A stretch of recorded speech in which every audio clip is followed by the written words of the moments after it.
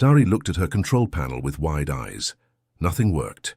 The young Kelvari, with pale blue skin and silver markings along her neck, gripped her seat straps tighter. She was just supposed to chart star maps on this mission. No one told her. They would fly so close to the border, to this empty moon far from home. "Engine failure complete," reported the ship's voice. "Impact in 30 seconds," Captain Tay shouted orders from the command seat. The other 3 crew members braced for impact. Nari closed her eyes and thought of home, of the shimmering crystal towers and the 3 moons that hung low in the evening sky. The ship hit the ground hard, metal bent and tore. A support beam broke free and sliced through the cabin. Nari felt something hot and wet on her side. Pain exploded through her body as her vision blurred. The noise was terrible. Screeching metal, breaking glass, screaming crew members. Then silence. When Nari opened her eyes again, she didn't know how much time had passed. The ship lay at an angle, most systems dead. The air smelled of burnt metal, and the special fluid that ran through Kelvari ships instead of fuel. She tried to move and cried out. Looking down, she saw a jagged piece of metal embedded in her side. Her silver blood pooled beneath her. Her leg was bent at a wrong angle. She called out weakly, "Captain, anyone?" Footsteps approached. Captain Tay appeared, his face cut but otherwise unharmed. Behind him, Nari could see Miro and Duna gathering equipment. Officer Lin lay still near the shattered view screen, clearly dead. "You're awake," said Tay, his voice flat. He scanned her injuries without emotion, the way all Kelvari were taught to respond to crisis. "Help me up," Nari gasped. "We need to call for rescue." Tai looked away. "We are in disputed space. The humans claim this sector. No rescue ships will come. But surely they would send someone if—" "No," Tay cut her off. "They would not risk war for a scout ship. And we cannot risk capture. You know the protocol." Nari felt cold that had nothing to do with her injuries. Yes, she knew the protocol. The wounded were left behind in enemy territory. Kelvari secrets, their technology, their biology, their knowledge, could not fall into enemy hands. The collective mattered more than any individual. Tay placed a small water container and emergency medical kit beside her. "This is all we can spare." "Captain, please," Nari whispered. Her people were not emotional, but fear was still part of their biology. "I don't want to die alone." For just a moment, something flickered in Tai's eyes. Then it was gone, replaced by the cool logic. All Kelvari prized above feelings. "I am sorry, Navigator. The mission comes first." She watched as the 3 survivors gathered what could be salvaged. Miro destroyed the ship's communication system with a laser tool. Duna removed the memory cores from all computers. Tai collected their star charts and the special scanner that had been their real mission objective. "May the stars guide your spirit home," Tay said finally, the formal words spoken to the dying. He placed his hand briefly on her shoulder, the closest thing to comfort Kelvari culture allowed, and then turned away. Nari watched them leave through the emergency hatch. 3 dark figures against the stark landscape of the moon, walking away without looking back. The protocol was clear. The injured stayed behind. She would not blame them. She would have done the same. As the pain grew worse, Nari reached for her personal recorder. Every Kelvari kept one to record final thoughts if death came. It was the only piece of technology that was allowed to be captured, as it contained no military secrets, only personal reflections. "This is Navigator Nari, final entry," she whispered, her voice growing weaker. "I serve with honor until the end. My body returns to the cosmic—" A strange beep from her damaged scanner made her pause. With great effort, she turned her head to look at the cracked screen. Something was moving outside. Something big. At first, she thought her crew had returned, but the scanner showed a different pattern. Not Kelvari. Not any species she recognized. Fear gripped her. The humans. They were said to be dangerous, unpredictable beings who acted on emotion rather than logic. Stories told to young Kelvari described how humans would capture enemies and perform terrible experiments on them. The scanner beeped faster as whatever it was came closer to the ship. Nari tried to reach for something, anything to defend herself. But the pain made her dizzy. Dark spots filled her vision. The last thing she saw was the emergency hatch opening wider, letting in the pale light of this strange moon. A figure stood there, backlit so she couldn't see its face. It was shaped like a Kelvari, but somehow different. "Hello? Is anyone alive in here?" called a voice unlike any Nari had heard before. She tried to respond, but no sound came out. The darkness closed in around her as the figure rushed toward her. Consciousness slipped away as a shadow fell across her broken body. Jin looked up from his plant samples when the ground shook. His small research station's equipment beeped with alerts.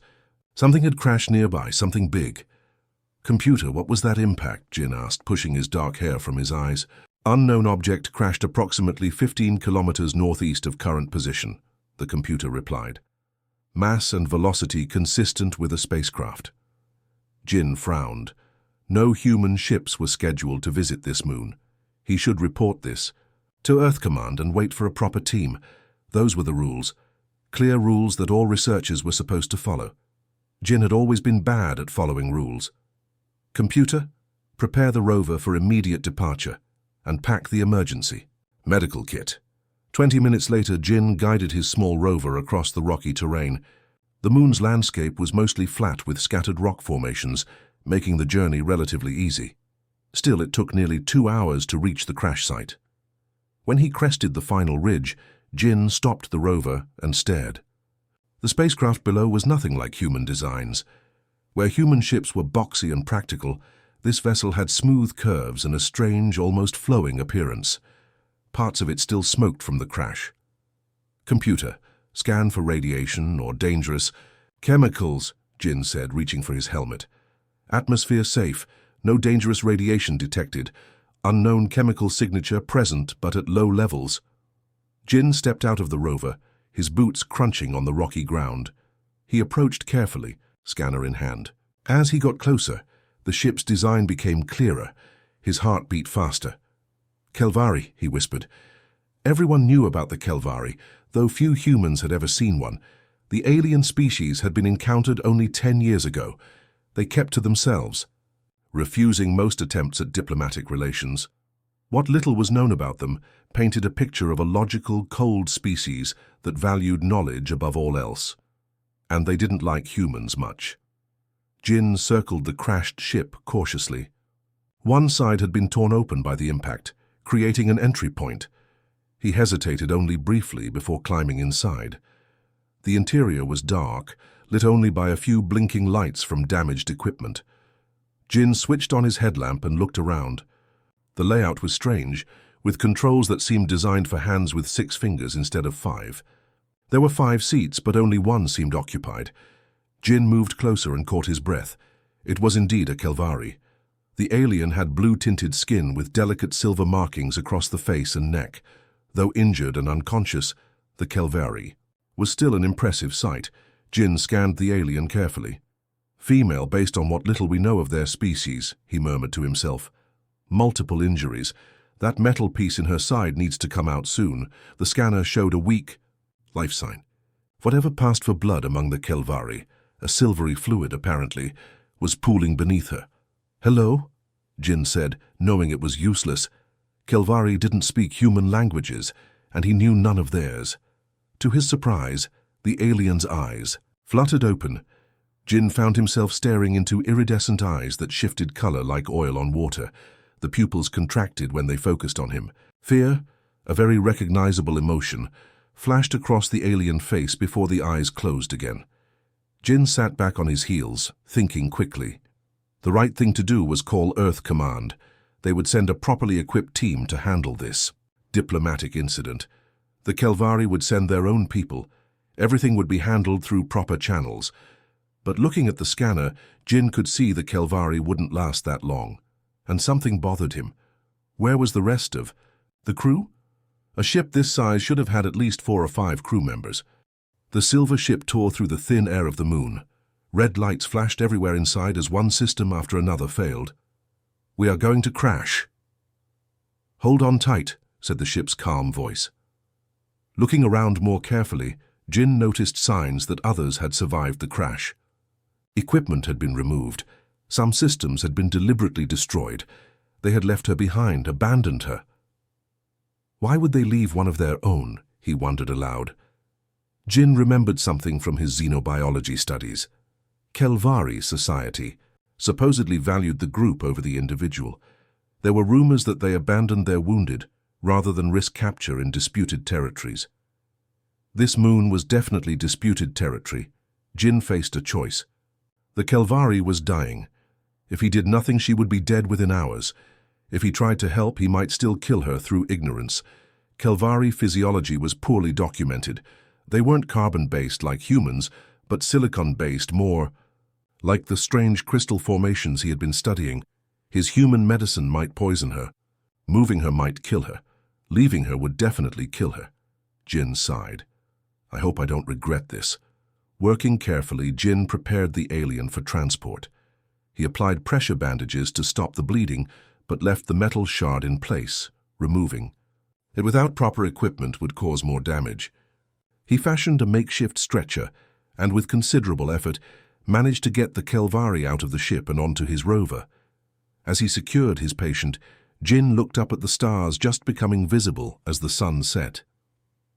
Earth Command is going to be really unhappy about this, he said to the unconscious alien. And I don't even want to think about what your people will do if they find out. The rover started with a low hum. Jin programmed it for the gentlest ride possible back to his research station. He had turned his small medical bay into an alien intensive care unit once before when studying a local creature. He never imagined he'd be using it for an intelligent alien. As the rover moved across the rocky landscape, Jin kept checking the scanner. The Kelvari's life signs remained weak but stable. Night fell completely, and the stars shone brightly overhead. Jin wondered what he would do when she woke up. If she woke up, how would they communicate? Would she be grateful or hostile? Would she see him as a savior or a captor? One problem at a time, he told himself as his research station came into view. First, keep her alive. Everything else comes after that. Nari slowly opened her eyes. The world around her felt wrong. The air felt heavy in her lungs, filled with strange smells, plant matter, chemicals she couldn't identify, and too much oxygen. Her vision blurred, then cleared. What she saw made her heart race with fear. A human, just an arm's length away. The creature sat watching her, adjusting something on a machine connected to her body. Nari had only seen humans in training videos. This one had brown skin, dark eyes, and black hair cut short. It wore simple clothes with many pockets. Panic shot through her. Nari tried to move, to escape, but pain flared across her body. She gasped. The human looked up quickly and raised its hands in what seemed like a calming gesture. Easy, it said in a soft voice. You're safe. Don't move. Injury's bad. Nari froze, not from obedience but from pain and fear. The human pointed. To itself. Jin, it said slowly. Doctor, help you. Doctor? Her translator implant was damaged, giving her only fragments of the human language, but she understood that word. A healer, then. Though Kelvari teachings warned that humans were tricky and deceptive, Jin moved slowly, showing her a cup with clear liquid. Water, he said. Drink? Nari's throat burned with thirst, but she hesitated. Was it poison? Why would the human help her? Kelvari training was clear. Humans were dangerous, unpredictable, driven by emotion rather than logic. They were enemies. Cautiously, she lifted her head. Jin held the cup to her lips and she took a small sip. It was indeed water, though it tasted strange. Over what seemed like many days, Nari drifted in and out of sleep. Each time she woke, the human was there, checking her bandages, adjusting machines, or simply sitting nearby. Jin began using pictures to communicate. He would draw simple images and say the human word. Nari would repeat it, then give the Kelvari word. Soon they had built a small shared vocabulary. Through painful effort, she learned to form human sounds. One day, Jin showed her a medical scanner with an image of her body. The broken bones were healing. The wound in her side was closing. She was getting better. Why? Nari asked. forming the strange human word carefully. She pointed to Jin, then to herself. Why help enemy? Jin's face showed confusion, an expression Kelvari rarely displayed so openly. Wounded, he said simply, pointing to her injuries. Needed help. He shook his head. Not enemy. Person. The concept made no sense to Nari. In Kelvari teaching, species loyalty was paramount. Helping an enemy was illogical, yet this human had saved her when her own people had left her to die. That night, as Jin slept in a chair nearby, Nari considered what she had been taught. Humans were described as dangerous because they were emotional, unpredictable. But Jin's emotions, concern, care, patience, had saved her life. The logical choice would have been to leave her, report the crash, or take her prisoner for information. Instead, he had chosen to heal her. As her strength returned, Jin helped her walk around the small research station. It was a simple place with just a few rooms, medical area, living space, laboratory, and storage. Jin showed her plants he was studying, explaining through their growing vocabulary that he was a plant scientist who worked alone on this moon. Your ship? Nari asked one day. Where? 15 kilometers, Jin said, pointing northeast. Broken. Bad crash. My crew. Jin hesitated, then shook his head. No others, only you, they... He paused, searching for words she would understand. Gone. Left you. Though she already knew this, hearing it spoken made something cold settle in Nari's chest. The painful truth that had been growing inside her since she woke here. Yes, she said. Protocol, wounded left behind. Jin's face showed another emotion. Anger. Disbelief. These human expressions were still difficult to read. Not right, he said firmly. Kelvari way, she responded. Group before individual. Over the following days, Nari began helping Jin with small tasks. She fixed a broken filter system, showing him how Kelvari technology worked.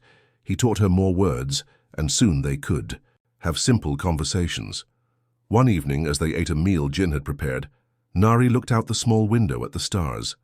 My people search, she said suddenly. Jin looked up from his food. Search for you? She shook her head.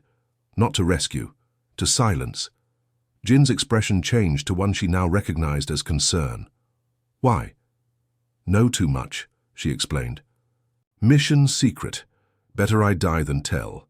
Jin was quiet for a long moment. Then he said, Then we keep you hidden, until you choose what's next. The word we hung in the air between them. A human and a Kelvari, working together, against everything. She had been taught to believe. That night, Nari heard Jin talking on a communication device, his voice low. She caught words about patrols and increased activity.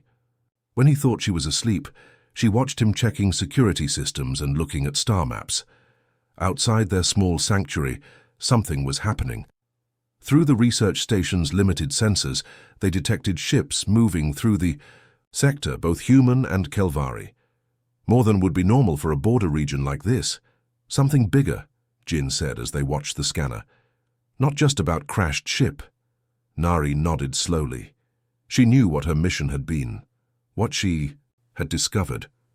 The secret that made her too dangerous to rescue and too dangerous to leave alive.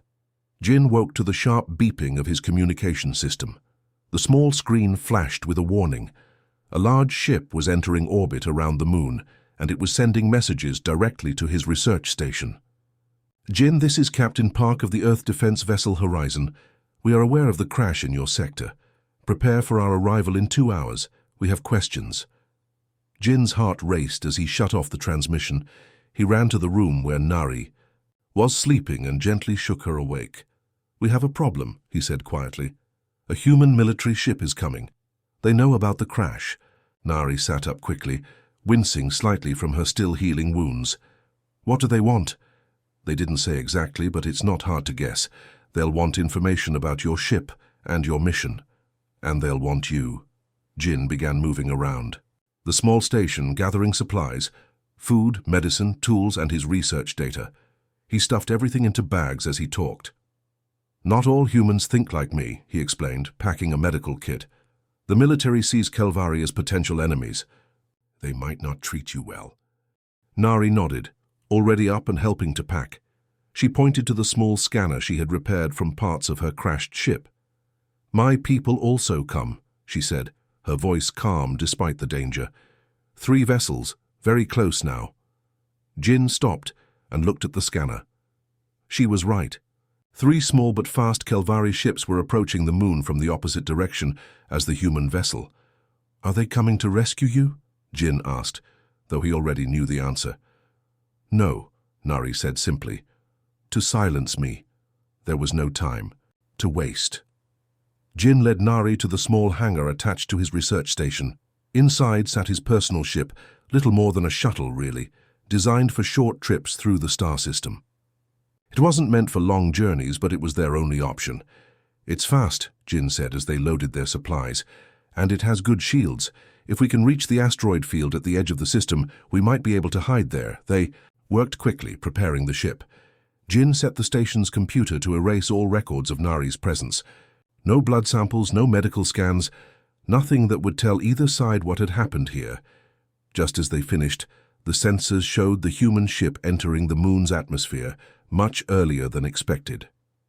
At the same time, the 3 Kelvari vessels appeared on the far horizon. No more time, Jin said, closing the shuttle's hatch. Hold on. The small ship rose quickly, its engines burning hot as it shot away from the research station. Jin kept them low, using the moon's rocky terrain as cover. Behind them, the human military vessel landed near his station. The Kelvari ships changed course, having detected their departure. Jin pushed the shuttle to its limits as they broke through the atmosphere and into space. The asteroid belt was visible ahead, a thick band of rocks and ice circling the star. We might make it, Jin said, glancing at Nari. If we can just...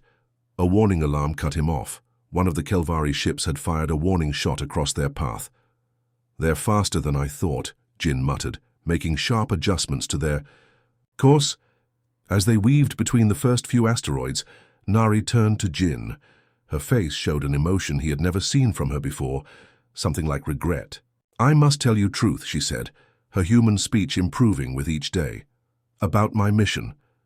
Jin kept his eyes on the controls, but nodded for her to continue. I was sent to confirm a threat, she explained. A third species, very old. Thought to be gone, but now returning. They plan to attack both humans and Kelvari. Jin looked at her with surprise. A common enemy? Why wouldn't your leaders share this information with humans? We could work together. Nari shook her head. Kelvari leaders believe humans would use warning as advantage, attack us first while we are weak. That's why they want to silence you, Jin realized. You know too much. If humans learned about this threat from you... A violent impact rocked their small ship, throwing them both against their restraints. A piece of equipment broke free and struck the wall, sparking. We've been hit, Jin said, checking the damage displays. Not a direct hit, but the engines are damaged. Outside the view screen, a large planet grew larger. It was unmarked on any of Jin's charts, unexplored, possibly habitable based on its blue-green color. Can we land? Nari asked, already working. To reroute power from damaged systems. Not well, Jin admitted, fighting the controls as the ship began to shudder. But we don't have much choice. The ship entered the planet's atmosphere, heat building around their hull. Jin struggled to maintain control as they descended through clouds and toward a vast forest below. The engines sputtered and failed completely. Just as they cleared the lowest layer of clouds, brace for impact, Jin shouted, using the last of their maneuvering power to aim for a small clearing. The ship hit hard, bouncing once before sliding through trees and dirt. Metal screamed as branches and rocks tore at the hull. Inside, Jin and Nari held on as their world became a blur of noise and motion. When everything finally stopped, they sat in silence for a moment, checking themselves for injuries. We're alive, Jin said at last. Yes, Nari agreed. But now we are stranded, on unknown planet, with both our peoples hunting us. Jin looked out through the cracked view screen at the alien landscape. Strange trees with purple leaves surrounded them. In the distance, mountains rose toward an orange-tinted sky. Then we'll have to find proof, he said. Something to show both. Besides that your information is true, Something that will make them listen. Nari nodded slowly, her eyes scanning the horizon. Yes, and I think I know where to start looking. Jin and Nari stood at the edge of a valley 2 days after their crash. Their food was limited, water almost gone. The planet seemed safe enough, breathable air, edible plants Jin had tested, but they needed shelter. What they found instead left them speechless. A massive structure spread across the valley floor below them. It wasn't natural. Long, curved walls made of dark metal reflected the sunlight. Towers rose at regular intervals. Strange symbols were carved into surfaces visible even from their distance. "This is impossible," Jin said, staring at the structure. "This planet was supposed to be uninhabited." Nari gripped his arm suddenly. Her face had gone pale, her silver markings almost glowing against her blue skin. "It's them," she whispered. "The Vex. This is what my mission found traces of. An outpost." They approached cautiously, keeping to the cover of the strange purple-leafed trees. The structure seemed abandoned. No movement, no lights, no signs of current life, but it was clearly built by intelligent beings. "How old do you think it is?" Jin asked as they reached one of the outer walls. Nari touched the surface carefully. "Very old, thousands of years, maybe more, but preserved well." They found an entrance, a tall doorway that opened at Nari's touch. Inside, the air was cool and stale. Strange patterns covered the walls, glowing faintly with a blue-green light. "It recognizes you," Jin said, watching as more lights activated when Nari walked past. "The Vex studied many species," she explained. "My people's records speak of them as collectors. They gathered biological samples from across the galaxy. They spent 3 days exploring the facility. Each new room revealed more evidence of what the Vex had been planning. There were maps of both human and Kelvari territories, models of ships and weapons, and most disturbing, detailed studies of both species' weaknesses. "They've been watching us for centuries," Jin said, examining a display showing human history. "Learning how we fight, how we think." "Both our peoples," Nari added. "They see no difference. To them, we are all just targets." On the 3rd day, they found what might save them, a communication array far more powerful than anything on their crashed ship. It looked like a silver tree, with branches reaching toward the ceiling and roots disappearing into the floor. "You make it work?" Jin asked, watching Nari study the controls. She frowned, touching symbols that changed color under her fingers. "It's complicated. Parts are familiar, but others—" She looked up at Jin. "I need your help. My people are good with established systems following patterns, but your species adapts technology in ways mine cannot imagine." Jin smiled at the unexpected compliment. "Tell me what to do." They worked together through the night. Nari understood the basic principles behind the alien technology, translating symbols and explaining functions. Jin improvised solutions when they hit obstacles, connecting systems in ways their creators never intended. By morning, the communication array hummed with energy. The silver branches glowed with soft light. "It's working," Nari said, almost unable to believe it. "We can send a message that will reach both our worlds." "What should we say?" Jin asked. "The truth," Nari replied. "We must broadcast to both our peoples, show them all the evidence." They gathered everything they had found, scanned data from Nari's original mission, images of the facility, and proof of the Vex's planned attacks. Jin recorded a message explaining their discovery, while Nari prepared the technical data in formats both species could understand. "Ready?" Jin asked when they had finished. Nari took a deep breath and nodded. "Ready." Together they activated the array. The silver branches pulsed with light as their message shot into space, reaching far beyond what their small ship's communication system could have managed. Then they waited. 4 days passed before they heard ships entering the atmosphere. Jin and Nari stood together at the entrance to the facility, uncertain what to expect. Would they be believed? Or would both sides still see them as threats to be eliminated? The ships that landed were unlike anything they had expected. Human and Kelvari vessels side by side, in formation rather than opposition.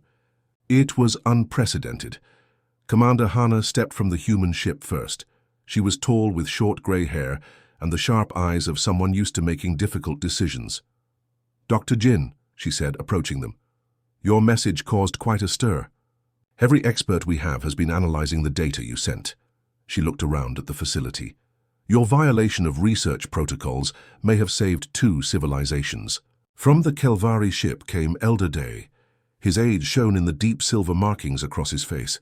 He studied Nari for a long moment. "Navigator Nari," he finally said, "your abandonment was according to our way." He paused, something almost like emotion crossing his face. "Your survival has created a new way." In the weeks that followed, the facility became the center of a joint human-Kelvari research effort. Scientists and military leaders from both species worked side by side, studying the Vex technology and preparing defenses. Jin and Nari found themselves in an unexpected position, the natural bridge between 2 species that had always viewed each other with suspicion. Their shared experience and growing trust made them ideal ambassadors. 3 months after their crash, they stood together at a formal ceremony on a neutral space station. The first diplomatic treaty between humans and Kelvari was being signed, creating an alliance against the common threat. Jin looked at Nari, remembering the broken body he had found in the crashed ship. She had healed completely now, but something more important had changed. There was warmth in her eyes when she looked at him, an emotion no proper Kelvari would admit to feeling. "Abandoned and wounded," Jin said quietly as they watched the leaders of their peoples shake hands for the first time. "Until the human found her," Nari completed, the phrase they had used to explain their story now becoming something more, a symbol of how unexpected connections could change everything. Behind them, on view screens throughout the station, human and Kelvari ships prepared for joint training missions. Engineers from both species worked together on new defense systems, and somewhere out in the darkness, the Vex still waited, but they would no longer find divided enemies. Sometimes Jin thought being wounded and abandoned was just the beginning of a greater story. The end.